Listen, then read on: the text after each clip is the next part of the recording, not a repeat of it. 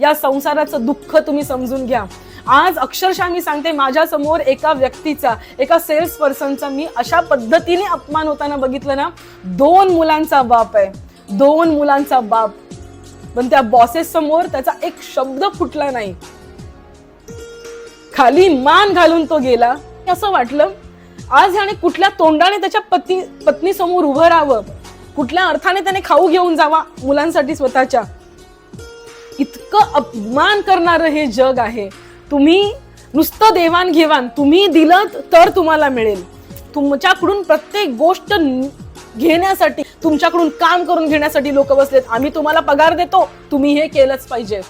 प्रत्येक जण फक्त व्यवहारासाठी या जगामध्ये बसलेलं आहे. फक्त एकदा तुम्हाला वाटत असेल, किंवा कोणालाही ऐकणारा वाटत असेल की पटकन रडायला काय येतंय, ही धार लावणं आहे, ही धार लावणं आहे. आय होप तुम्हाला कळतंय. अशा पद्धतीने ना एक एक प्रसंग बघा, त्या प्रसंगाचे द्रष्टा बना. स्वतःच्या आयुष्यातले, दुसऱ्यांच्या आयुष्यातले एक एक प्रसंग आठवा. ज्या मुलांसाठी, माझी मुलं घ्या, तुमची मुलं घ्या, इतके खपतो त्या मुलांसाठी करतो. तीच मुलं मोठी झाली की म्हणतात की आई तू केलंस आमच्यासाठी, कर्तव्य म्हणून केलंस. ही उदाहरणं मी स्वतःच्या डोळ्यांनी, याची देही याची डोळा पाहतेय. का संसारातल्या गोष्टींनी धार लागू नये. संसारातल्या अशा गोष्टींनी आपल्या अध्यात्माच्या भावनेला, श्रोते हो, धार लागत असते.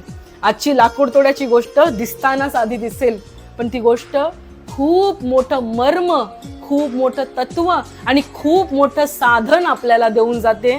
दगडावरती आपल्या कुऱ्हाडीला, संसाराच्या वाईट प्रसंगावरती आपल्या भक्तीला धार कशी लावायची, ही गोष्ट आपल्याला आजच्या या तात्पर्यपूर्ण गोष्टीमधून शिकायला मिळते.